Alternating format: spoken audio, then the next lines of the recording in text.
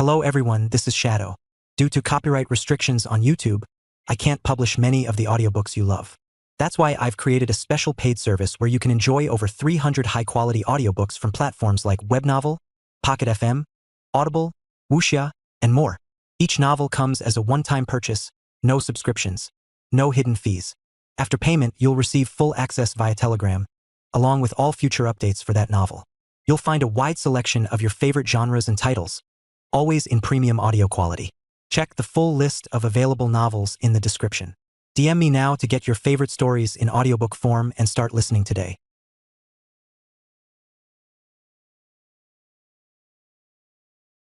Chapter 508. This made no sense. I think this should be okay for now, the Supreme Elder finally said after the elders finished nitpicking a few things on Lily's report. Thankfully, she answered everything perfectly. It was just that her situation seemed a little bad, with her face being very pale. This was expected as the girl didn't get to rest a lot after the cleansing. Now, Lily, do you have any requests for the family? The Supreme Elder asked. Yes.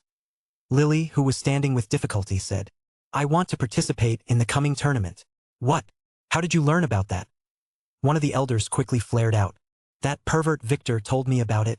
He said there would be an opportunity to grow very strong there, and I don't want to miss it, Lily said, keeping watch of her words. How much do you know? Another elder asked.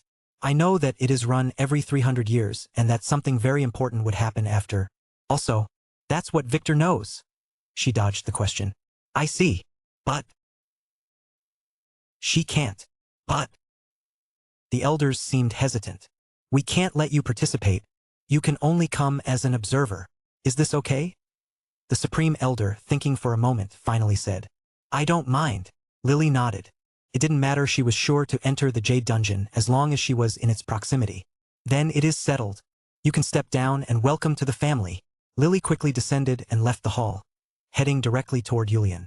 She was dead tired after using her skill, and her state was getting worse. She needed to get that necklace as fast as possible, then go to sleep to connect to Victor ASAP. There were a ton of things that she had to tell him. Things that could not wait. Happy birthday! The girls yelled in excitement as soon as Elise and Victor walked into the mansion. At the same time, all kinds of colorful balloons were released in all directions. Margaret, Mira, Monica, and Arya stood in the center with a huge cake in front of them. Hilda and the little maids stood to the sides, blowing party horns while others lit firecrackers. Ah! Elise, acting surprised, quickly used the opportunity to hug Victor as if she were in shock. Then quickly let go and began to hug her sister one by one as they congratulated her. Victor, who was behind her, also quickly began hugging his wives, who didn't see him after his return. Victor, it's been a while. Why didn't you call us yesterday when you returned? I know Margaret is pregnant and such. You mustn't forget about us. Ah, no. Later. Husband. Elise is here. The atmosphere was very warm, if not for a certain maid who stood far behind like a block of ice. Alpha. She could only glare at Victor hatefully as he got comfortable with his wives. Beta and Gamma, who were the only alphabet sisters in the mansion at the moment, also stood back, sighing at their elder sister's behavior. Margaret had told them everything the moment they returned from their mission this morning. If Alpha listened to them and joined Victor's harem willingly, she might have been one of his wives. They knew he was interested in her from the way he always looked at her.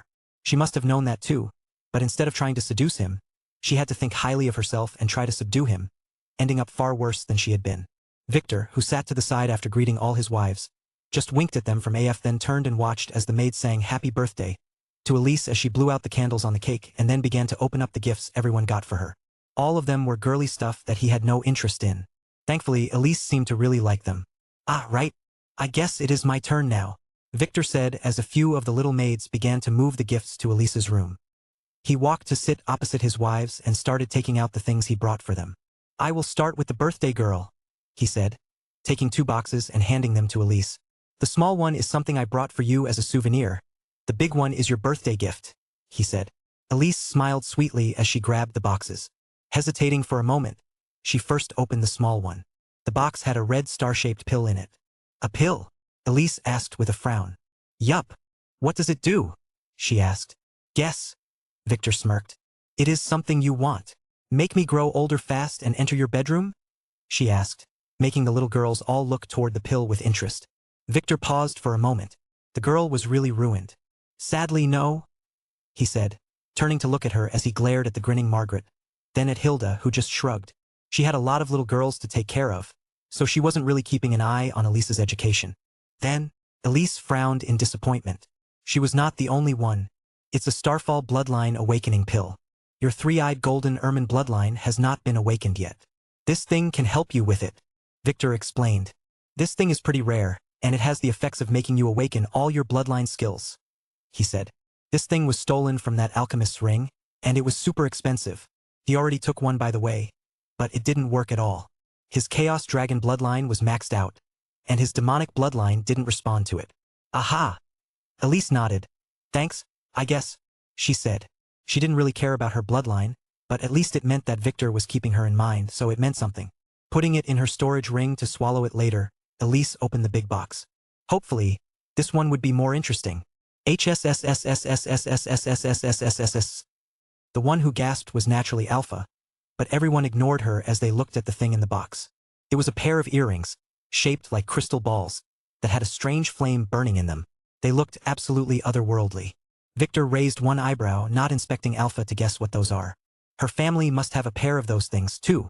He got them from the otherworldly auction, so they were not that rare, just super expensive. This is? Elise asked with interest. For some reason, she could feel a strange power in those things. Victor hesitated for a second, then came close and whispered a few words in the girl's ears. Oh, then. The smart girl got it immediately. If? She blushed as she realized why Alpha gasped. Smack. He smacked her little head. If you dare to use them that way, I will spank your butt off, he warned seriously. I know, she pouted. What are those? Margaret, who watched the exchange, asked. If I tell you, they lose their purpose.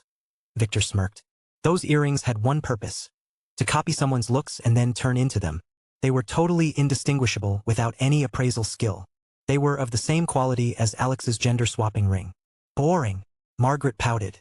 There is one more thing, Victor said, talking about a small pen case, and opening it. Inside it, there was what seemed like a big golden feather. This is? Elise asked with a frown. It is basically a quill. Bind it with your own blood, and it will be used at will. You can use it to write things from afar or as a weapon. Explore its functions by yourself, and be careful, it can be very lethal. He wanted to say as Elise began to look at the feather with interest. Victor chuckled, turning to Mira. Now, it's my little Myra's turn, he said, taking a square box. This is? Mira blushed as she looked at it, then slowly opened it. Inside it, there was a necklace made of fiery red stone. It looked very ancient. It is a little magical thing. You will find its description in a paper in the box. Use it carefully, Victor said. This necklace had the ability to release a fire that burned everything around the caster. It was mostly a self-protection gadget, but it looked really fancy. And there is this too, he said, taking out a long box. It is a sword. Try it later when you have time, he said. This was an SSS-ranked weapon, but he was not going to say that now. Thanks, Mira smiled, not caring about the sword as she began stroking the necklace with her fingers. Now Monica, Victor said, taking out a large box. Careful, it is heavy, he said. Monica caught it, almost fell to the ground. She quickly set it on the table and opened it. Inside it, there was an egg. It's a dragon egg. Sleep hugging it every night, and it is not the strongest kind, but it can usually disappear, so you would be able to take it with you. For your class. This thing should be very helpful, Victor said. Monica had a big problem. Her class and skills were not leveling up, because she wasn't really riding a dragon, other than him. Ah, thanks, Monica said, pouting a bit. Take this too. It is just a little hairband that I found, and it reminded me of you, he said, throwing her a small box. It can make you fly, so you wouldn't need the levitating necklace, and it has some charm effect, but you wouldn't need that. This story originates from Royal Road. Ensure the author gets the support they deserve by reading it there. Hey, thanks. Monica smiled sweetly as she took out the hairband and inspected it. It looked really nice, black with golden trimming. Now, it's your turn, big sis. He turned to Arya. So you really remembered me? She said, trying not to appear excited like the little girls. I have 2 things for you, he said, first taking out a sack and giving it to her. This is a whip made out of an earth dragon skin. I thought this weapon would really suit you, he said as Arya took the whip and gave it a look. Don't underestimate it. This thing can make even a dragon wail in pain, he said. It was the same brand Lyra used. In fact, the little girl was the one who recommended it. What else? She asked with disinterest. Did he really take her as some kind of dominatrix? This, Victor said, taking out a wooden box with a pair of golden bracelets inside. Although simple, they looked really pretty with a strange, magical pattern etched on them. Those are not magical weapons, but they are made from very rare minerals. I thought they would look good on you, he said. Ah, thanks. Arya smiled as she grabbed the box, totally missing Victor's smirk. Those bracelets were, in fact, magical. They had the function of being able to bind the movement of the one wearing them. Just something to make his nights with Arya less dangerous. What about me? Margaret asked with a frown as she noticed her depraved expiration. She seemed to have figured out something. I already gave you that technique book yesterday. You mean that? Margaret frowned. Well, it is not bad. But that's it. Of course not. Victor chuckled, taking out a small square box that he placed in front of Margaret. This is? Margaret asked as she grabbed the box. Don't open it, he warned. It is a set of magical portable bedroom furniture. Whenever you travel, you will be able to take all your room with you, he said. It's a bit heavy, but you can put it in your ring. Oh, Margaret nodded. What else? She looked at him. Victor chuckled. Take this too. Only use it for personal protection. Don't even think about using it for something else. It is very dangerous, he said, giving her what seemed like a cylindrical object wrapped in a black cloth. Bind it with your blood later. It is pretty high-ranked. Cool? Margaret nodded, picking the side of the cloth to look at the thing inside before quickly covering it back and nodding. It was an extendable spear with thunder attribute. Yeah, it can also vibrate, so Victor had to give it to her with a warning. I will use it carefully. Victor rolled his eyes as he took 2 boxes and threw them to Beta and Gamma, who were feeling a little jealous. Those are for you. Bind them later, and use them carefully. Ah, thanks, young master. The girls quickly smiled. What he gave them were 2 very stylish elven storage rings with huge inner spaces. Victor sighed, then took out 2 boxes. Hilda, the small box is for you. It is a Phoenix Youth pill. It will be very good for someone your age, he said. This thing was cheap as he had to fight for it in the auction. A person could only take one in their life and it would slow down aging. Young master, I am in my 30s. Hilda rolled her eyes as she grabbed the box, planning to take that pill later tonight. I know. It is tough being that old, he sighed. The other one contains health-enhancing pills. Give one to each of the little girls. It will help make them grow healthy and become prettier, he said. Those pills were used in the other world and were pretty famous among princesses. Although their effect was not great, it was not bad at all. I understand, Hilda sighed, watching all the little girls look toward her like hungry wolves. Aren't you going to thank the young master? She scolded. Ah, thanks, young master. All the little maids bowed and said at the same time. No need to thank me. There are also some fabrics that need to be worked on, but I will leave those in the warehouse for you to check later. Victor chuckled. Now, come on, let's eat some cake, he said, making the little maids quickly hurry to start filling dishes for everyone. Even Alpha got to have a small weighted, shaped piece. Was that really chocolate cake or something else? Victor had no idea, but the little girls were definitely still holding a grudge against her. Anyway, Victor really enjoyed the warm atmosphere around the mansion. This was something he didn't get to enjoy a lot in his past life, with all the trouble of living in a post-apocalyptic world. Not saying that his current situation was worry-free, but having a lot of money really made a big difference, right? As if remembering something, Victor operated his fate eyes and began to inspect everyone. Nope. In between the myriad of threads that filled his vision. Still, only Alpha in this room had a golden fate thread. Now that his fate weaver class had grown stronger, he became more capable of differentiating the different fate threads connecting to each individual. He tried to focus more, making more and more threads appear. The thinner the thread, the more casual a fate was. He knew it instinctively. The thick ones, like the golden thread, must have meant something big, but those myriad small ones represented things like chance encounters and passing relationships. Feeling a little tired due to the overload of information, Victor quickly began to stop his thread as there was nothing here of. He paused as he felt something wrong in his field of vision. He had to focus harder to finally spot it. Very strange fate threads surrounding 2 of his wives, Mira and Arya. He couldn't tell why, but those very thin fate threads seemed to have a strange blue sheen to them, vanishing and reappearing periodically. It was as if they were trying on purpose to be obscure, but this behavior made Victor take notice of them. Thinking for a moment, he quickly focused on them. Almost immediately, all the other myriad fate threads were filtered out, leaving those blue threads. To his surprise, they were not just a few as he had first suspected. There were a lot of them, millions. All were connected to both Mira and Arya, with just one similar thread connecting the 2.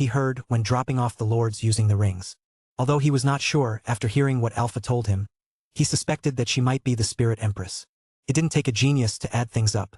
Both Arya and Mira had the strange bloodlines, Death Spirit and Aqua Spirit, respectively. Arya, on top of it, had some strange memories in her bloodline, which Victor was still wary about. The name of the person whose sealed memories in Arya's bloodline belonged to? Victor finally asked. This would be the last question he could ask this month. And although he was sure of the answer, he had to ask it. Analyzing. 1 order points required. Frowning, he was about to press before pausing. Shit, he almost asked the wrong question. Cancel. The name of the person whose sealed memories in Arya's bloodline originally belonged to. He corrected his question. The memories were now Arya's after all. Analyzing. 100 order points required. Hesitating, he pressed yes. Damn, his order points were growing thin. Record name, Amira. Victor had to pause. He expected that Keevil might have sealed her memories or something. But why were Amira's memories in Arya? Was this Amira the same lowly he knew? This made no fucking sense. Wait, Arya did have a Death Spirit bloodline. Although he was not sure, Victor began to get some idea what was going on, and he didn't like it one bit, especially with it affecting both of his wives. Victor, are you okay? Margaret notices Victor's pale expression. Nothing, just a little tired, he said as he stood up.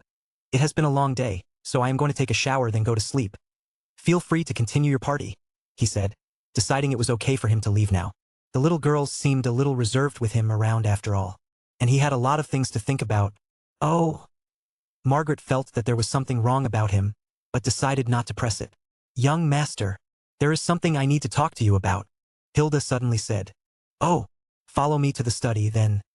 Victor, noticing her serious tone, walked out. Moments later, he left. I need to go check on something. Monica, as if thinking about something, quickly said before walking out of the dining room. Right, I have a script to review. Mira sneakily followed after her. I have work. Arya, blushing a bit, also followed them. Aren't you going to follow them? Elise, who looked at them leaving, asked, turning to Margaret, who was busy inspecting her gift with interest. Nah, I already ate my fill yesterday. Let the girls have fun. He wouldn't be able to enjoy himself to the fullest with me around anyway. She sighed before turning to look back as if she just remembered something. Hey, stupid maid. Quickly go help your master bath, she ordered Alpha. Alpha shook for a moment, then turned and walked out while gushing her teeth. Damn it. Is there anything? Victor asked Hilda as soon as they entered the study.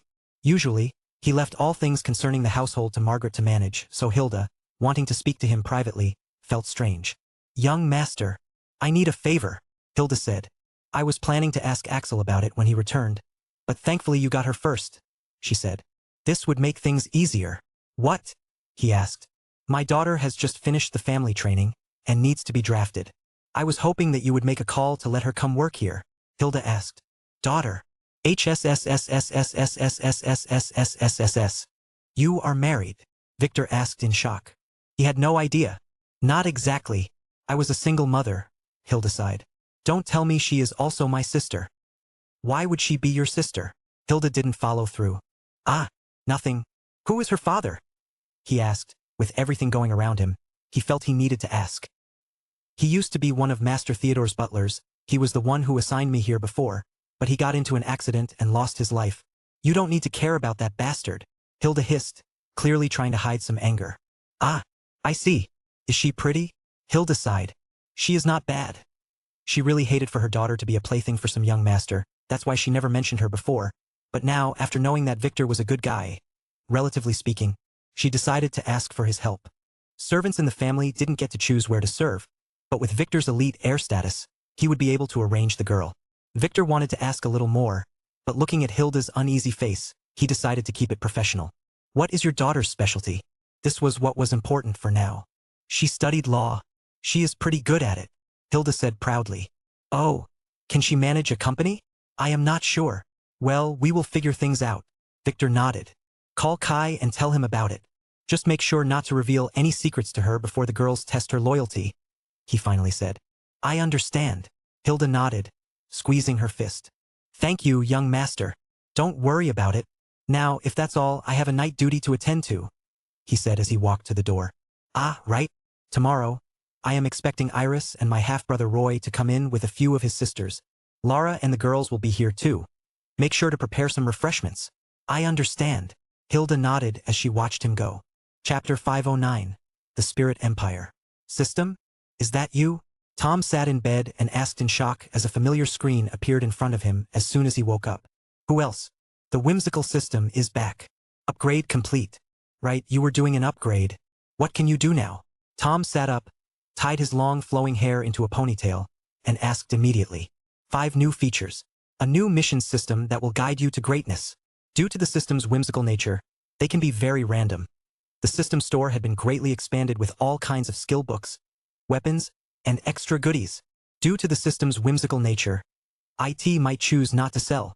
Emergency escape can now let you teleport away in case of emergency. Due to the system's nature, you can't set the whimsical destination. 1-year cooldown. Can use order points for payments instead of system coins. Conversion rate is up to the whimsical system's mood. Can buy status points and authority points in flash sales that happen after a mission is over. Oh, cool. So, can you take me away from this place? Tom asked in a hurry. Affirmative.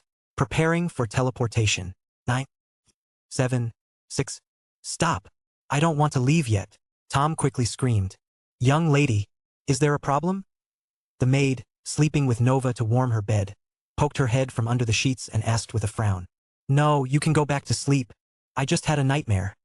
Tom quickly placated her as he eyed the system screen. Teleportation cancelled. For invoking the system function and cancelling, a 3-month cooldown would be analyzed. The system is not a game. Shit. You want to go to the restroom? The maid asked. Ah, no. Just want to get some fresh air. You go back to sleep. Damn it. Tom said as he hurried out of bed and walked out to the balcony before eyeing the system message again. Please don't curse. This system does not condone profanity. Okay. What happened with Nova? Didn't you say she was coming here? He quickly asked. Didn't you promise to help her get here? 10 coins needed. You are being billed extra because of your foul language. Tom looked at his coins indicator. He had 39 left, so he could use those. I accept, he said. He forgot how mean the system could be sometimes. Nova von Astrom. Analyzing. Checking the Akashic records. After escaping her home, she was kidnapped by an evil organization that imprisoned her to extract her bloodline. 1 week ago she escaped and is heading to the heavenly sect with 3 of her friends. Warning. Another system owner was detected among her friends. This is the reason the system failed to analyze her situation before. Oh, what? Another system owner? Am I not the only one? Of course not. This world has many chosen. Some will be friendly to you. Others will come after your life. Different systems have different personalities. Our relationship with the host is a symbiotic one. If you perish, we will too. So our goals are to make you the greatest. Oh, Tom nodded. After taking his time to think about this system, he figured as much. Where do systems come from? This question is like asking your parents where babies come from. Do you want the truth or a lie? The truth, Tom quickly said. When you grow up, you will naturally figure it out. Damn it. The system was playing him. Clearly didn't want to answer. What can you tell me about the system user with Nova? Tom asked. Error. System can only analyze other system owners when they are near you. The only reason I discovered this one was that Nova's fate is very wrong. A proof of system tempering. Oh, Tom frowned. Will I have to face that guy later? Unknown. But he is on his way here. Here is a tip. He is not that strong. Just a weakling. When will they be here? Tom asked. The system was subtly telling him to take that guy out. Data extraction error. Too much interference. Tom sighed. Then let me look at the store. Affirmative. Almost immediately, a huge screen with all kinds of things appeared in front of Tom. Weapons, artifacts, skill books, pills, rare minerals, sex toys. It had everything. Damn it, it also had an awakening artifact. He really wanted to get that stuff, but sadly, the price was too high for Tom. 3,200,000,000 system points was not the kind of number he could even dream about. Wait, you sell elven girls, too? Tom asked, finally noticing the last entry. Freshly brought from another world. Price is 1,000,000 system points and 1,000,000 order points. You can't afford it. No need to rub it in my face. Is there a way to get many points fast? Tom, feeling a little deflated, asked. Affirmative. Here are a few whimsically generated missions. Optional system mission. Title. Show the world. Find a way to join the grand tournament. Reward. 1,000 system coin plus 3 authority points plus unlocks the tournament mission tree. Failure punishment. None. Optional system mission. Title. The truth. Find clues about the forgotten past of the world. Reward. 100 system coin plus 10 authority points plus unlocks the hidden mission tree. Failure punishment. None. Optional system mission. Title. I am the only real man on this mountain. Cockled the heavenly sect master. Reward. 10 system coin plus 1 authority points plus exclusive sex toy. Failure punishment. None. Optional system mission. Title. I have the right to choose my gender. Castrate yourself using a dull blade. You can let others do it if you don't have the guts. Reward. 10,000 system coin plus 10 authority points plus an LGBTQ flag to carry with pride. Failure punishment. None. Not that I will ever accept that kind of a mission. But why does it have to be a dull blade? Tom couldn't help but ask as he squeezed his legs together. Just imagining that was very disturbing. The system naturally had no answer. Let's look at the toys then, Tom said after some thinking. It was about time he began training that maid. After Victor satisfied all his wives who really missed him, taking a hot shower and finishing his overtime work of bullying Tom at the same time, he finally had time to think about all the things that were happening lately. You were still here? He asked as he walked out of the bathroom, eyeing Alpha, who was forced to stand in the corner and watch all the action tonight. You ordered me to just stand here? She spat angrily, her face still blushing from what she saw. I told you that you can join if you wanted, he said. She just looked away. She knew that he could have taken her at any moment. But the bastard wanted her to come to him on her own, and she was not going to do that. Never. Victor sighed. Follow me. Or do you need to use the bathroom? She just glared at him. Go, make it quick, and after you finish, come find me on the roof, he said before turning and leaving. Bastard. He heard her cursing behind him, but didn't care. Climbing up, he found himself a seat on the mansion's tiled roof, where he simply sat there observing the lights of Vane City on the horizon. He closed his eyes and let his soul synchronize with his other part with Lily. Unlike when in the other world, here it happened almost immediately without many problems. It took the new memories a few moments to finally sink in and let him open his eyes again. That guy again? He said to himself with a very dangerous glint in his eyes. Victor. Lily threw herself into Victor's arms as soon as she entered the soul pearl on her pendant. She had just gotten it back from Julian and found a good place to meditate, under the pretense that she was feeling very tired. Thankfully, she could enter this place while asleep outside, so it would count as paying back the skill activation penalty. It took a while. How did it go? Victor asked as he brushed her head. There were a few problems, but it should be fine. More importantly, there are a few things that I should tell you, she quickly said as she looked at him with complex eyes. There will be a change in our plans. Oh, explain one by one, he said, noticing a strange expression. Okay, she sighed as she sat in his lap. Let's start with the light stuff then. I didn't tell my family that we are married. What? Why? He asked. This was not according to their plan. The announcement of their marriage must have been used to first make her uncle less wary of her, as she would technically no longer be eligible to be the family head, and also to secure a communication line for Victor to secure their help for when the reckoning happened. Several reasons. The first would be that some people from my family might try to assassinate you. You being my husband would stop me from becoming the patriarch, so they would just get rid of you. I have not just an X-ranked fate, but also a class and a bloodline.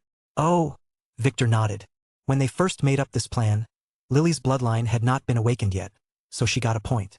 Is this the only reason? There is something else, but I will explain it when I get to that point.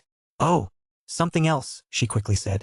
During the hearing, my stupid uncle entrapped me, and I had to reveal a card. They know about that stupid rooster. He might come to you asking for the Davidothak feather. Oh, Victor frowned.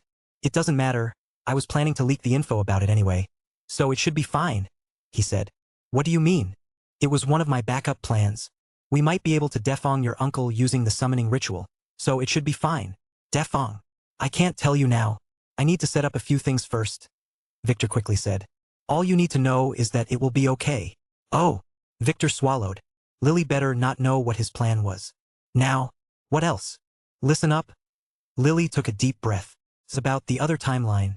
Not the one you were in, but a life before that. The one Mona remembered? Victor asked. He felt strange. He just learned about this from Alpha and was about to tell Lily about it. Exactly. Lily nodded. According to my calculations, it should be a timeline that diverged from ours 1,000 years ago. How did you learn that? In the cleansing ritual, I have regained memories from it, too, Lily confessed. Memories the same as Mona. What? Really? Victor asked in surprise. Is it because of your class? The tale has been taken without authorization if you see it on Amazon. Report the incident. Kinda, but not entirely, Lily said. Let me explain things from the start, she said, taking a deep breath. Okay. Victor quickly nodded. He didn't expect this, but Lily might hold the final piece of the puzzle he needed to figure out the real situation in this world. The other timeline, the zero timeline, as we should call it, was nothing like this one. In that world, the reckoning happened about 1,000 years ago. I am not entirely sure about the exact events, as very little remained of that era. But as to what would happen in this timeline, the world was overrun by all kinds of demons and invaders who came to exploit it, she said. The technology at that time was far below what we have now, but thankfully, without the over-reliance on firearms that would stop working, the world had enough warriors skilled in traditional weapons. So after the initial shock and taking some time to realize how the system worked, quite a few clans managed to awaken their bloodlines, then started to fight the invaders, who were too busy fighting each other to care about the primitive humans. By the time the invaders noticed them, the clans managed to become high-level enough to fend for themselves and carve a place for humanity to exist. Oh, those clans. Yes. Many of them belong to the current oligarchs. Lily nodded. Where were they originally in this world? Did they come from somewhere else, or were they created by someone? He asked with a frown. According to Alpha, the Spirit Empress gave them their bloodlines, but this might as well be a scam. That woman might have used the system to awaken the bloodlines and made it appear that she gave them those bloodlines as a kind of scam. Unknown, but they should have some very old ancestors who had the specific bloodline. It was just dormant, only giving them minute enhancement in power and health before the reckoning. Most of them were really powerful and big clans, so that must have been the reason. Lily was not sure. You seem to know something. Alpha became a lord and learnt a few things. She seemed to have inherited her family's memories from the last 1,000 years of something. What? Oh, that eternal spark. Lily exclaimed, realizing something. Did she? Yeah. She tried to rebel. I naturally kicked her ass. We'll talk about it after you finish, he sighed. Oh, okay. Lily nodded. Anyways, although the clans managed to fend off some of the invaders, those guys kept coming, and the situation of this world was very bleak. It was then that a hero emerged from one of the minor clans. In a span of a few years, she managed to become a lord and then unite the clans to form the first human empire. The Spirit Empire. The Spirit Empress, he interrupted. Yes, Lily said with a worshipping tone. By the time I was born, she was the undisputed hegemon in the entire world, ruling 30% of the world, Lily said in reverence. Only 30%? At that time, the world was divided between too many forces, all led by a lord-level leader. Some of them were not that bad, like the Heavenly Sect, the Inquisitor's Domain, or the Tranquil Kingdom. Others were kind of bad if you didn't have the right constitution, like the Fire Domain and the Void Mountain, while others were very dangerous or partially uninhabitable, like the Cursed Elven Empire, the Corrupted Lands, and the Demonic Domain. Places like Vane City that you live in have long been lost. In fact, the current geography is nothing like what it had back then, as fights between those insanely strong powers tend to change many things. She sighed. Still, despite all of this, things became pretty balanced after each one knew his place. For about 300 years, most of the big wars stopped. Humans even began considering taking back some of the lands they lost. Sadly, before they could do anything, it happened. Lily frowned. I was merely 12 years old back then, just returning home after 5 months in the Imperial Academy. I could still remember how as soon as I arrived, I saw my mother yelling at my father as the news of the gate falling reached Nest Castle. 5 Supreme Demos, who arrived from the outside, seemed to have secretly managed to unite the local demons and launch a surprise attack to take control of one of the world gates that were protected for the last 1,000 years, she said. It took everyone by surprise, and despite creating a coalition to try to regain the gate, we only managed to kill one of the supreme demons before our forces were completely exhausted. She sighed. For us, this was a complete loss, as it was only a matter of time that the world would fall as that world gate they opened connected to the abyss, and the demonic corruption was unstoppable. Lily sighed. Victor frowned, remembering what he saw in Ismeralia. The main problem with demonic invasion was not the demon but the corruption coming from the world gates. After that, fighting was no longer possible, as what little forces we had left were only enough to protect the ever-shrinking habitable lands. She explained with a heavy expression. With no other option, my master, the Sprite Empress, devised a plan to first forge an X-ranked artifact, the Book of Time, and then use it to return to the past and stop the reckoning itself from happening. With the world beginning to fall, the other forces that had the required material had no choice but to cooperate. Your master?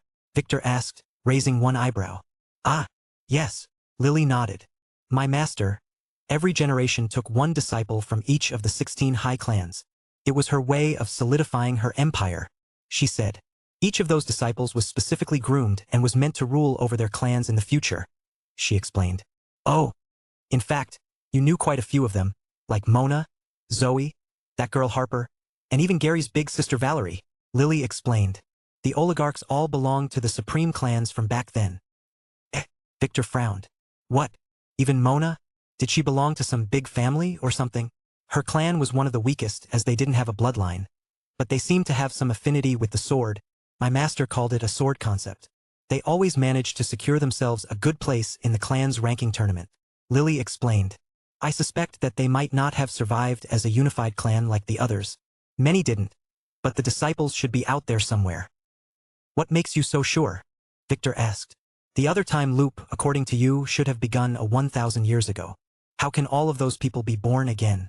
Just a tiny accident would have caused a butterfly effect, and those people would not be here, he analyzed. If any of those ancestors were to have an accident, failing to reproduce or even delaying their weddings, they wouldn't have been born. Even one of them getting born again and having the same name was an absurd coincidence. Ah, that's easy. Back then, each of us, her disciples, and even a few chosen representatives from the many forces who had S-ranked fate, cut a part of our own souls to create the time book. It made the time book stronger, and this way our fates would integrate into the timeline itself after we return. Whenever that time book was used, we are guaranteed to be born again, so all the incidents that might diverge from that fate would be stopped by the world's will, she said. That's how my master explained it anyway. It was the compromise she made with the lords and different clans whom she needed to help. They didn't trust her enough to help her go back in time without some kind of guarantee that they would not be eliminated, she said. They made her swear a soul oath. Oh, Victor nodded. Although we were guaranteed to be reborn, our fates became weak, so if my guess is correct, Master had to use a fate-affirming ritual to strengthen them again and help us not only become scions but also give us missions like guarding the world gates or defeating certain named daemons who would arrive later. It was the thing you heard the Fate Lord talking about. Yeah. Victor did remember that. The marks that were left behind were used to curse Lily afterwards. Me being the World Empress Fate you mentioned before is part of that. In the last tournament, I was the one who won, so my family was meant to be the rulers back then, she explained. Thinking about it, that's what really happened in your timeline, I just wasn't there. Because of that bastard Fate Lord's betrayal, she hissed angrily. Maybe something went wrong, Victor said as he thought about many things. We knew the risks, she sighed. Her master explained things to her thoughtfully before. The ritual only gave them a 90% chance of survival. There was always the risk of not being born or dying young. According to Alpha, the Spirit Empress disappeared after about 100 years of her return. My master is still around, I know it. I just don't know her plan. Lily told the truth. After stopping the system from fully integrating the world, she had a lot of time on her hands, so I am sure she was back to doing experiments on sparks. I feel strange that even after the reckoning, she didn't appear. She must have some big plans, though. Lily said. I bet those guys might even be acting on her plan without knowing it.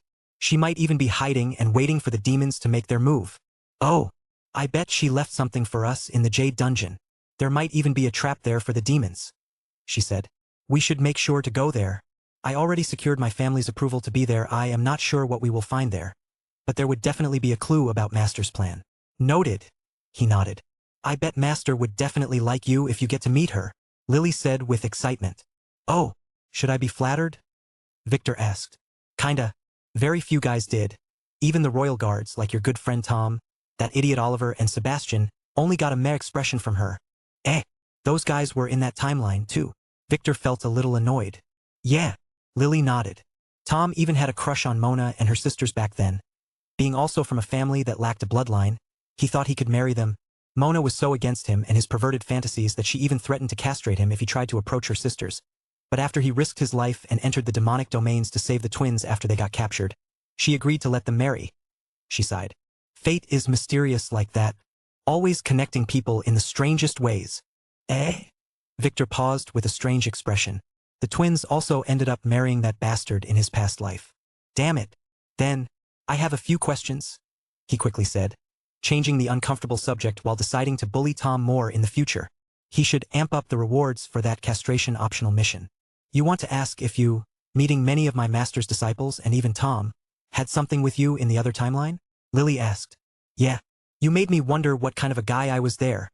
In the other timeline, you didn't exist, she quickly interrupted with a sigh. What? Back then, the entire von Weiss family was destroyed by a demonic attack about 60 years before I was born. Only Zoe's grandmother managed to escape because she ran away from home with some guy a year prior, Lily explained. Then, he was taken aback. If I have to guess, the reason all of those guys are flocking around you is because of the crow mark I placed on you. We share our fates, remember? She said, brushing Victor's shoulder. As they were now in soul form, her crow footmark was visible on his collarbone. Oh, he frowned. So, in the other timeline you had a different husband. He couldn't help but ask. Due to an accident in my youth, I hated all men, like Alpha does now, Lily said, hesitating. In fact, my hobby of cutting up men must be the effect of my other life on this one. Oh. Victor realized something. Lily went rabid. She became more independent and no longer very subservient to him right after her bloodline awakened. At first, he thought this was the effect of her life as a crow in the other timeline, but thinking about it, her memories might have started to awaken back then, maybe just in her subconscious at first. I wonder if things would have been different if you had been there, though? She continued to ponder, unaware of his thoughts, turning to look at his handsome face. But I digress. This relates to the reason I couldn't tell anyone that we are married. She hesitated again. What? I had a fiancé. What? Victor almost jumped. And didn't you just say that you were not married? It's not that I want him or anything. In fact, I never even liked him as he was just a political marriage candidate and I never intended to let him touch me. But that guy is very dangerous. And if he were to regain his memories, he would definitely kill you. Victor frowned. You mean he should also be here? He asked. Of course. He was my master's favorite disciple. Some guys even suspect that he might be her illegitimate son, if not for her directly denying it. She told the truth. She was the one who arranged the engagement, and I couldn't refuse, not with my mother rooting for him. Victor squinted his eyes. Spirit Lord's name was just moved to the naughty list. Do I know him? Yes, kinda. You never met him, but I did, Lily said nervously. You mean in this timeline? Victor asked very coldly. Aha! Who? Victor asked, deciding to use his Akashic Scholar skill to fish him out as soon as the cooldown period was over. Then that guy was so dead. His name is Malcolm. Malcolm. Where did I hear that name before? He gasped as he remembered. It was that guy whom he read about his fate falling for Lily before. The same guy who tried to kill Axel. Fate was really a crazy thing. Wasn't he now with the Oblivion Lord? Could that Lord have anything to do with the Sprite Lord? He did call her a birch, but... Yeah, I know, Lily said nervously. His class was called Myriad Magician, not sure what it does. His bloodline is also unknown. My master kept his file a top secret. He will need to die. And I also need to investigate anything about him again, he told her flatly. I agree. Just make sure it has nothing to do with you, she warned. Victor looked at her and nodded, hugging her again, making her at ease. Who else was there? People from your timeline? He asked, changing the subject. Most of the Scions you know were there. Even that Liam guy, he used to be a knight working under me. She sighed, remembering what she did to him. Well, it was his fault for not respecting his superiors. What about Alpha? Alpha, Louise von Richter. I never met her, but I did hear her name in some reports. She was not a part of the ritual, so my guess is that she is the same as how the twins got born due to Mona's fate, and must have been born again due to her connection with Cole. That girl was von Richter's chosen since Louise is here. She must also be out there somewhere. Cole? Victor couldn't help but think of a certain girl called Koo. Yeah, that's her nickname. Cora von Richter. Despite not being pure-blooded von Richter, she managed to outshine all the other heirs and impress my master, becoming one of her disciples.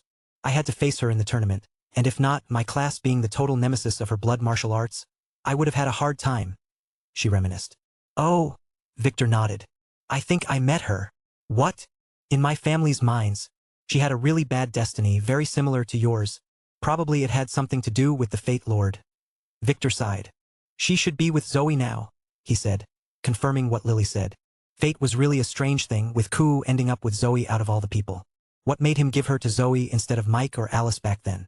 Alright, he wanted to see if he could make her a scion. Oh, Lily nodded, then pinched him. Ouch. What? Nothing. Pervert. She spat, looking away. If this were the other timeline where women had much higher standing than men, thanks to her master's influence, she wouldn't have even let him look at some other girl, let alone have a harem. It was just too late for that now. Well, at least she had part of his soul all for herself. He sighed. What about Hannah? Never heard of her. None of your harem other than the twins rings any bells. She told the truth. Is there a reason for asking this? She asked, noticing his strange expression. You, Alpha, and the twins have strange golden fate threads connecting you to me. None of the other girls has it. He told the truth. This might have something to do with the other timeline. Maybe your connection to me or something to do with you, using the Book of Time to travel. She dismissed him. Fate things are not my area of expertise. Oh, he nodded. Maybe she was correct. In fact, you using that time book is kinda amazing. After my master returned it, it should have been totally exhausted even after 1,000 years. Lily said, thinking about how he managed to travel.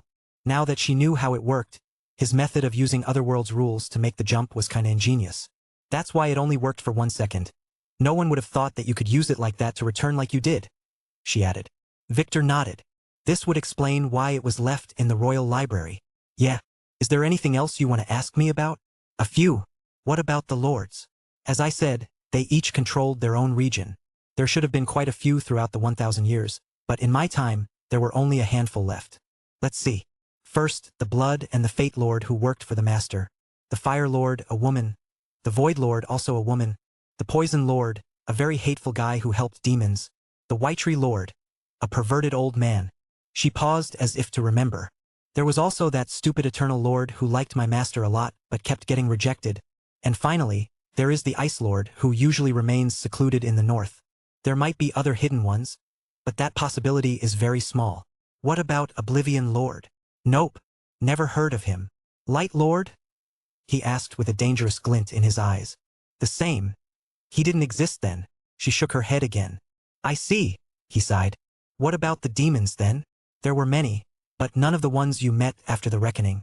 The rules my master set must have kept most of the strong ones away, or they might not have shown themselves yet by the time you returned to the past, she said.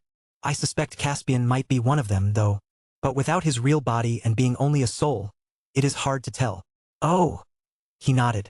Right? What about the demonesses who worked for him? He asked after thinking about something. Nova is the only one I met. She was the same as the other timeline.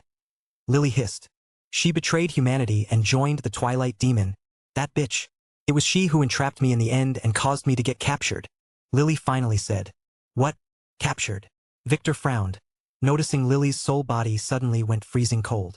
Lily paused. I didn't want to tell you this. She hesitated. Whatever. You must know this. I didn't live long enough to see my master go back in time. A month before the ritual's date, I was invited by Nova, who told me so Lara, her cousin and my fellow disciple, wanted to meet me in secret. It was a trap by that Twilight Demon. He knew my master was up to something and advised the plan to capture me, sacrificing many of his hidden pawns in the process. She hissed angrily. What did? He paused as he felt her begin to shake. You don't need to know. Lily buried his head in his shoulder, making him realize that some things he shouldn't ask about. Until the end, though, I told him nothing. Oh. Victor could feel her shaking. Let's just say that when I meet him again, he would dream of dying only one time. Noted. Just make me a list of everything I should know about for later. I will keep an eye out for you, he said, also writing the name Twilight Demon on his naughty list. Right on top. Wait, could Twilight have something to do with the Light Lord? Just a random thought. It would mean that there was fate between them after all. I will be counting on you? She nodded as she relaxed in his arms. Being near him was really the best cure for her. Now, let's hear the stuff you know, she said, changing the subject. Oh, should I tell you the stuff I heard from Alpha or from Amira? There is also something about Arya and Myra's bloodline that I need to ask you about. Wait, who is Amira? Oops, he forgot Lily didn't know about that one. Another timeline? Really? Zoe asked in an unbelieving tone as she followed Mona with Ku through the ruin. After being here for more than a week, they slowly left the cave-like environment they were in before and entered a very strange and surreal place. It was an infinite ground, forests and mountains just like outside. One might forget that they were in a cave if it were not for the strangely foggy-lit ceiling above them. It felt like some kind of nebula, the kind you see in deep space photos. It had many strange things like shiny crystals, some weird-looking mushrooms, and the casual giant monolith that littered the lands. If it were not for Mana acting like she knew the way around, warning them not to touch things, and explaining all about the monsters they encountered, they wouldn't have dared to enter such a place. In fact, she was warned by Uncle Falcon to be extra careful of sudden environmental changes, as they might get lost. But Mona seemed to know her way quite well. Thanks to that, the experience point they have gained was not something anyone could scoff at. The two of you, with me and a few others, were disciples under the one who led our world, her lordship, the Spirit Empress. We were called the Saintesses. She chuckled as she said it. It was as if she found the name a little funny. You still don't believe me, don't you? Mona sighed. Well, it doesn't matter. What you need to know is that the world in the other timeline was under a fierce invasion by forces from other worlds. We were losing the war, and losing was an understatement. We were being crushed. In the end, our master used a separate measure and used the time book to return to her youth in an attempt to fix her old mistakes and maybe manage to defeat the supreme demons and the three horrors, or at least prepare the world for their coming. Supreme demons? Three horrors? Zoe asked. Mona had been telling them all about her adventures in the other timeline and how they were both best friends and each other's rivals. It sounded like some kind of a fantasy. Remember those names, the Dawn Demon, the Twilight Demon, the Dusk Demon, the Midnight Demon, and the Zenith Demon? Those were the enemies that caused human defeat in the end, she said. Adding to them the Doombringer, Artilion the Rule, and the Astral Horror. Those are the three horrors, she said with some fear in her eyes. Those guys I mentioned were so overpowered that even our master couldn't help but fear. All we can do is to stop them from entering our world, Mona explained as she got to the ground as if she had found some trace. The guy we are pursuing, Mr. X, I suspect that he is the Zenith Demon. If he were in his demon form, I would have run away long ago. But now that he is in a human form, we can beat him up. We just have to get him before he manages to return to the abyss. We can't waste this chance. Zoe looked at Ku. The latter just shrugged. She had no opinion as long as she became stronger and returned to her young master's side. This was all that mattered. Though, it would be really cool if she were some kind of a noble saintess or something. She might even be able to marry her young master for Real. No, she couldn't even dream of that. Is there a way to retrieve our memories from that other timeline? Zoe suddenly asked as Mona set their destination again. It was not that she didn't believe her, but her story was just too absurd. Yes, Master left away, Mona said. It is called the Jade Tower, a trial place hidden in it. Ways to return our memories. The one we have to win the tournament to enter? Zoe, who had heard and speak about the tournament before, asked. She was one of the Von Weiss candidates after all. Is that kind of thing? Mona paused. Yeah, the tournament will start in a week, so I think we should start heading back, Zoe said as if remembering something. No need to worry, Mona said. For us, going in will be very easy. In fact, our invitation cards will find us on their own, she said nonchalantly. More importantly, I think I found our target, she said, pointing toward a small, perfectly normal hill a few miles away. There? Zoe asked with a frown. Yeah, it's a stronghold, a well-hidden one, but it can't fool my eyes, she hissed, hiding the fact that she had raided the same stronghold in her past life and knew everything about it. So should we prepare? No need to. We can't give that sneaky bastard a chance to escape as we are very close to the abyssal fracture. Let's go kill some demons, Mona replied with a fanatic smile as she drew out her sword and walked toward her target. Author. Chapter 510. Answer. Had breakfast yet? Margaret asked as she walked into the living room in the morning and noticed how Victor sat there on the couch watching a turned-off TV with Alpha who stood behind him. That girl had been clearly forced to accompany him, brooding all night. No, I decided to eat later when the girls wake up, he said absent-mindedly. You seem troubled. Yeah, just got some new info from Lily, and it's a mess, he said. She seemed to have regained her memories from the other timeline.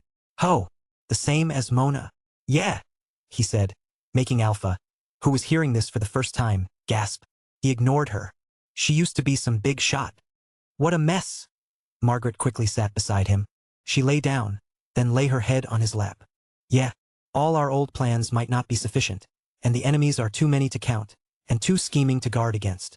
He summarized it for her, ignoring Alpha, who stood behind him, and she wasn't any help. Who are those enemies? She asked. Some time-traveling bitch empress who seems to be controlling everything behind the scenes and her name can't be mentioned, he said. Adding to that, there are the Lords, Fate, Blood, Poison, and Oblivion, the Dark Chamber, the Heavenly Sect, mainly Caspian and his gang, the Player Council in general, and the oligarchs who each have a hidden agenda, especially the von Zwei family.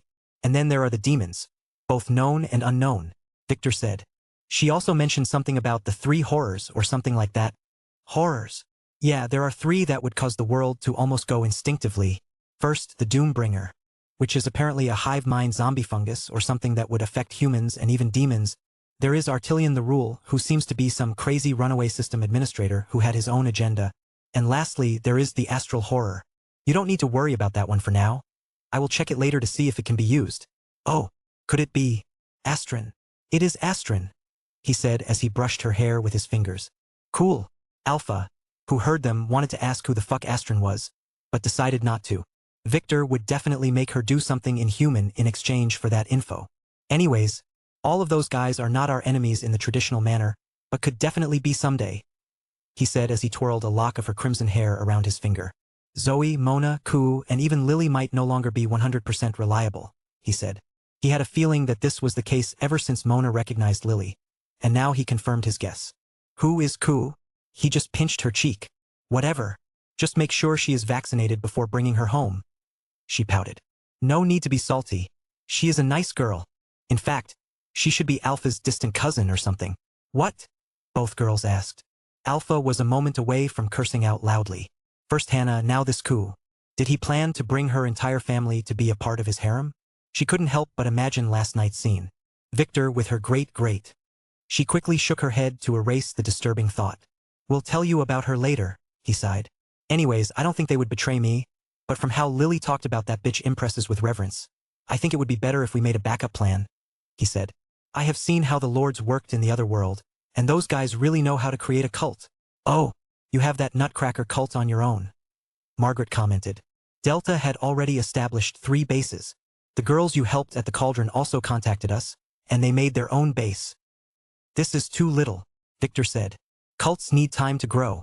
If anything were to happen soon, they would be completely useless, he said. Yeah, we can't attract unwarranted attention.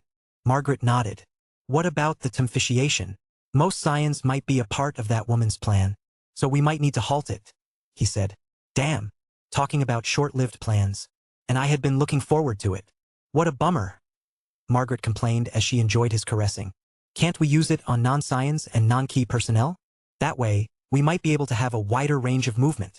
I think it is possible. He nodded. But now, getting that last piece needed for it to work is a little problematic. What is that piece anyway? Margaret asked. It is a broken puppet that has a function that allows it to store authority points and level up. Basically, act as a fake player, Victor explained. In my other timeline, the Von Krone discovered it by chance and managed to fix it to use it as a palace guardian by connecting it to an edict shard. Its main function is to allow the said shard to save skills that need a body as a prerequisite. Like your blood slave skill? Yes, he nodded. The problem with edict shards was that they don't have blood and that they don't level up. So the Master Seal skill that required both of those things to register, then expand its capacity, couldn't really work before. The puppet was the solution. Does it have blood? Margaret asked. It doesn't, but the system doesn't know that. You don't need to concern yourself with this. Zolan should be able to pull it off, he quickly said. She was the one who created that guardian in the other timeline after all. The problem with it is that at the moment it is in the Von Krone vault. I wanted Lily to use her family request to get it for me, but she opted to go for a chance in the tournament instead, he said with annoyance. Didn't you already give her one of the jade skeleton keys? Margaret asked. It is not about that. She might not need a key to enter anyway, now that she has her memories back. Using the system node, she would just need to press a key when the dungeon appears, he said with annoyance. According to Lily, her system node access was very similar to that of Alpha, only with a few extra functions. She could easily locate, enter, and exit the dungeon without opening them. She can also issue system missions, but she had to pay for the reward out of her own pocket, he explained. Wow. Yeah, apparently, she wants to go to the tournament to find out who from her old pals from the Zero timeline would be there and try to recruit them, he complained. Girls who think for themselves are annoying, Margaret confessed, making Alpha curse at her silently. I know, right? Victor nodded. At least she was sensitive enough to get me a chance to trade for it. Those Von Krone idiots, who don't know its worth yet, will soon come to me to ask for a Davidothak feather. She told them about your huge cock? She exclaimed, making Alpha blush a little, remembering what she saw last night. Damn it. She was talking about the damn perv rooster. Why did she have to use that word? Apparently, they figured it out on their own. She couldn't deny it. Victor sighed. Who could? Knock knock. A young maid knocked on the door, then walked in and bowed. Blackie, what's wrong? Margaret asked. This maid had become her personal attendant lately. There might be visitors heading this way, Black Summer replied politely. Lady Lara and her maids, in addition to some women that I don't recognize, she said, presenting a security tablet to Victor. In it, there was footage of a huge SUV that was almost a mile away from the mansion. Although Aretha's face was not visible, Victor could tell it was her from her body shape. This was all thanks to the new security installed lately. With the mansion's high position overlooking the city, it was possible to monitor the road from afar. Victor gasped. Who are they? Margaret raised one eyebrow. One is my new wife. The one beside her might be her sister. It might also be her master. He swallowed. The cars had shaded windows, so although the cameras used advanced polarizers to go through them, the photo was not clear. Just in case, deactivate all edict shards and protection arrays, and all maids to disarm themselves. Victor quickly said. That woman might be able to see something, he quickly said. You heard him. Enter Extreme Mode 5. Tell the other. Margaret commanded as she sat up. Wait. Keep the enemy detection array on. We can't appear to be too defenseless, Victor said. Affirmative. The little girl nodded. Then, after a slight bow, she quickly withdrew. Wake up the girls and tell them to dress up, he told Margaret. And you, leave the mansion through the back door and go shopping for a while. Victor turned to Alpha and said, If you get found out, I will sell you to some brothel. Fuck you. Do you think I am like that sissy Alex to scare me with that? Alpha silently cursed as she turned and left. She didn't dare to disobey him. Meh? Lyra said as soon as the car reached the mansion, and then, after confirming their identity with the bald guard outside, they began to climb the mountain. It is nothing compared to Mother's palace. Esteemed brother's mansion is his first one. I am sure he will build a bigger one in the future. Lara, who sat in the front seat, couldn't help but reply to her. Ever since she met Lyra yesterday, she couldn't help but keep arguing with her. Whatever. Lyra looked out of the window. Due to how modern society works, the size of an estate is no longer that important. Surina, who was next to Lyra and Aerith, explained softly. People no longer had a lot of servants, horses, or large harems that needed a lot of estates to house. Unlawfully taken from Royal Road. This story should be reported if seen on Amazon. True. Mother had a lot of dragons. Lyra nodded. Lara couldn't argue with that. It was very shocking to her and her friends when Aerith told them about that other world she grew up in. She had longed to live in such a fantasy world. Serena rolled her eyes. Children. Soon the car stopped, and George, who was tasked to drive them to keep their identity a secret for now, quickly stepped out and then rushed to open the front door. They all descended one by one. First Lara, who sat next to George, then Serena, Aerith, and Lyra. Then finally Ellen and Ren, who sat in the back. The first thing that greeted them was the sight of a few little girls in red maid dresses sweeping the floor. Then another little maid in a black dress stepped forward and bowed to them. "Welcome. The young master is waiting for you," she said politely, inviting them. "Uncle George, the young master also wants to talk to you," she said to George, who planned to go back into the car. The maids knew him well, as he delivered Lara a few times to the mansion to spend time with Elise. It was Elena's idea. "Oh." George nodded and followed them in. Tisk, tisk, tisk. Lyra kept clicking her tongue as she walked and looked around, watching the maids. She was now sure of it. Victor was a pervert. Aerith, who walked behind her, just adjusted her fashionable hat to cover her horn and said nothing. But she was also cursing at Victor. If not for Theodore informing her that he was also back at his mansion, she would have still been under the illusion that he was with his master. Getting worried over nothing. Damn it. The bastard must have hurried here to sleep with his wives. Knowing that Lara was coming here this morning after she overheard her asking her father for permission, she asked to tag along. Her great-grandmother, Serena, who seemed to appear out of thin air and learn of this, suddenly declared that she also wanted to meet Victor and tagged along. Lyra caught them as they were leaving and just jumped into the car. Soon, they entered the living room where Victor stood next to 4 pretty women in pretty dresses. One of them seemed to be a little younger, but you can't tell a girl's age by her looks. "Esteemed brother." Lara, who was the first to enter, said she bowed politely, followed by her little girl's entourage. "Lara, I missed you." Victor immediately stepped forward and hugged his little sister hard, making her push him away with a blush. "Brother, not in front of others," she complained. The girl seemed to be going into her rebellious age. I know, he shuddered as he let go. "Aerith, you are here," Victor exclaimed as he turned to face his horny wife. Her horn was hidden, but she was horny nonetheless. "Humph." She looked away. "I see that little Lyra is here too." "Little, your mother is the one."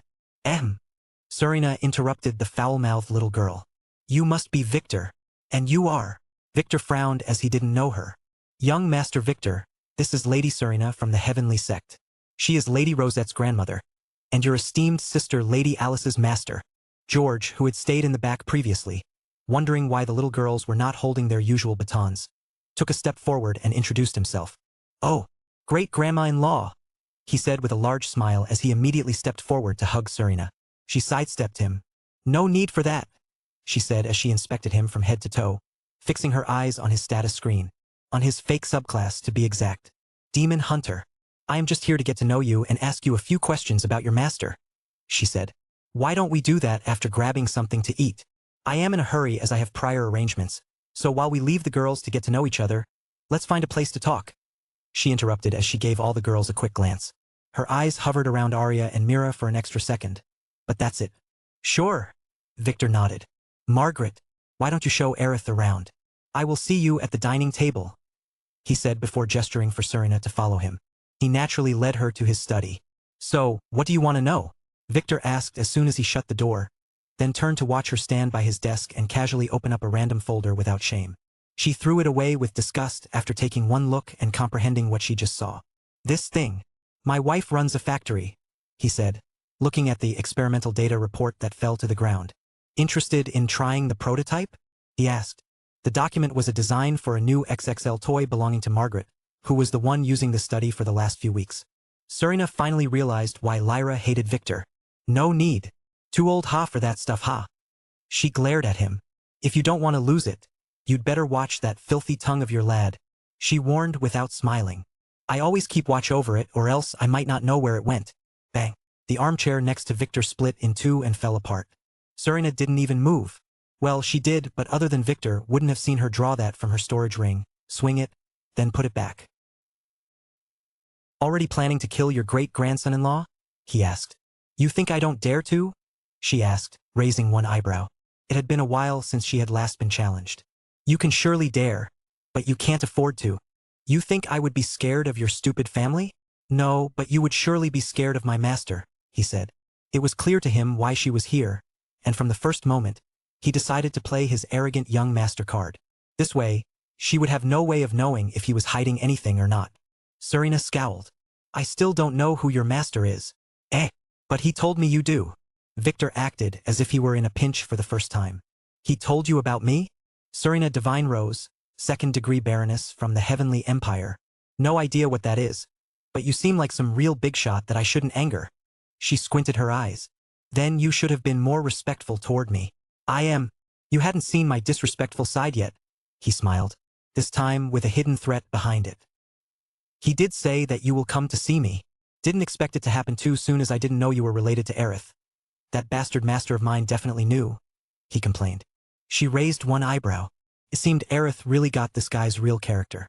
He acted like a fool on the outside, but was a hidden tiger. Well, she could now see how this guy was her favorite disciple's brother. You never said, who is your master? I couldn't recognize him from the description Aerith provided. To tell the truth, I have no idea either. Victor chuckled dryly. But I can tell you something about him. He only allowed me to say it to you under the condition that you can't tell anyone. She nodded. Is this place monitored? She asked as she activated her lie detection skill. Not at all, he lied. That skill is passive, so it didn't affect him. He just had to press NO to the prompt that the system threw at him. Then speak, she said as she inspected Victor's movements. He said that he is not from this timeline, a time traveler, and that he was here to stop the demons from taking over this world, he said. Now that he knew about Lily's zero timeline, it would be perfectly logical to make his mysterious master also a time traveler. To tell the truth, I didn't believe him at first, but he doesn't need to lie, he said as he sat on the couch. Did he have proof? She frowned as she sat on the desk and crossed her hands. Then, remembering what was on that document, she quickly stood back again and dusted her robes. Who knew what kind of filthy things were done on this fucking desk? I asked the same question, he said no. His loop was so large that too many things changed. A full 1,000 years old, according to him. Victor shrugged. He just said that some bitch came here before him and that he didn't trust her. Oh, did he tell you to tell me anything? She squinted her eyes. Yeah, a few messages. Victor said. The first is about Aerith. He said that she has some parasite in her that the Storm Lord put there on purpose, and that you might be able to help. He added worriedly. So it was that Storm Lord. She paused as if she already knew. I am already aware. We'll look into it once we go to the Heavenly Sect. Ah, you plan to take Aerith there? He exclaimed. If Serena were able to cure Aerith, he wouldn't mind her going there, as he was not 100% sure he could do it yet. In fact, his backup plan that he told Amira about was to take Aerith to the Heavenly Sect himself, where he would be able to use the glass sarcophagus to heal her. He also had the option to try to steal that thing, but it would be very risky. If I need to get that thing out of her, I will have to. Serena didn't explain further. What? Really? That would be great. Victor sighed in relief.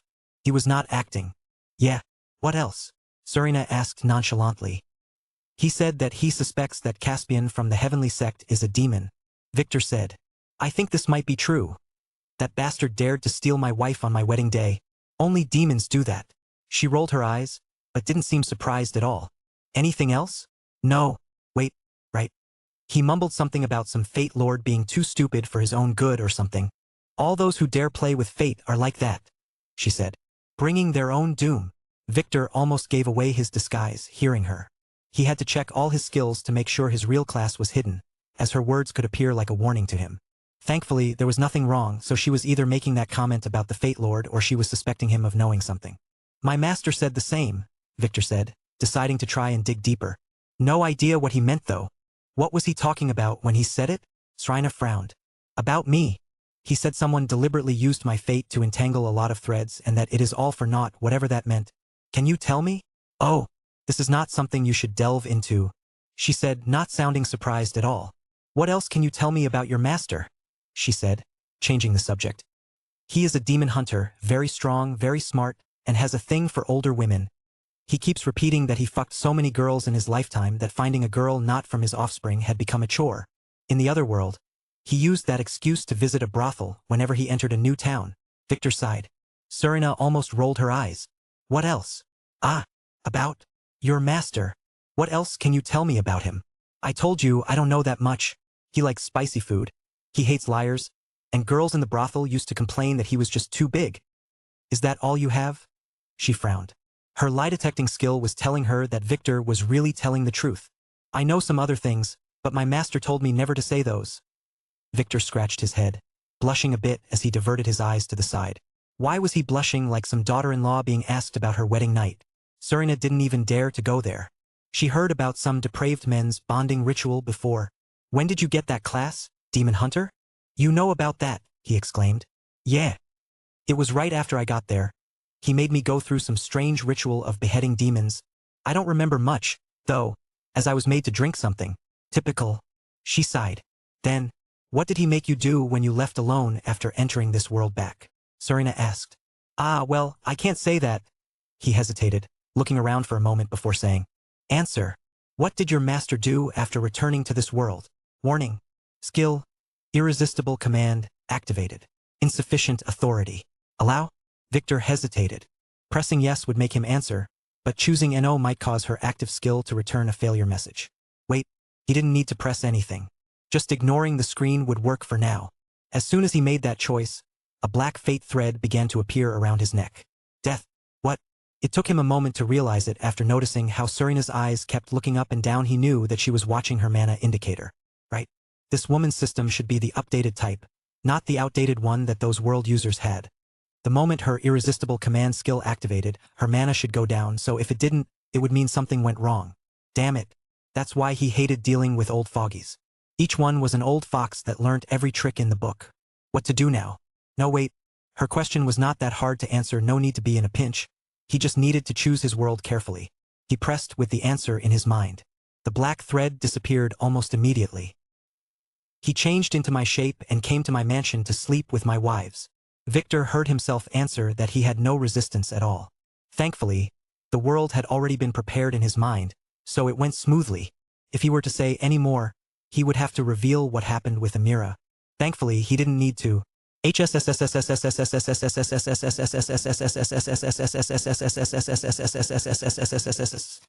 Serena gasped. She couldn't help it. Did he? Victor was glaring at her angrily. You? He was fuming as if he had just realized that she used some skill on him. She sighed, deciding that she already knew everything she needed to know about Victory. I will keep your secret, she said. Forget about my question and you answer, she commanded. Again, warning. Skill. Irresistible command, activated. Insufficient authority. Allow? Damn it. That was why his strategy of staying in the shadows was the optimal one. He would not need to deal with troublesome people. Reminding himself that he was about to forget something and that he should check it in the recording later, he pressed almost immediately. He completely forgot what they had just discussed, just remembering everything else from her skill activation to the death thread. That would be all. Make sure to say goodbye to Aerith. The two of you might not get to meet for some time. She lied. She planned to never let Aerith meet this depraved guy ever again. Ah, okay, he said as he nervously watched her walk toward the door, then quickly leave. This was scary. Victor, who was planning to review the recording to see what he forgot, paused for a moment, then decided to follow her out, acting as if he didn't notice when Serena returned to walk right behind him while using an artifact to hide herself. Bitch. He was the only one who should be allowed to do that. Hello everyone, this is Shadow. Due to copyright restrictions on YouTube, I can't publish many of the audiobooks you love. That's why I've created a special paid service where you can enjoy over 300 high-quality audiobooks from platforms like Webnovel, Pocket FM, Audible, Wuxia, and more. Each novel comes as a one-time purchase, no subscriptions, no hidden fees. After payment, you'll receive full access via Telegram, along with all future updates for that novel. You'll find a wide selection of your favorite genres and titles, always in premium audio quality. Check the full list of available novels in the description. DM me now to get your favorite stories in audiobook form and start listening today.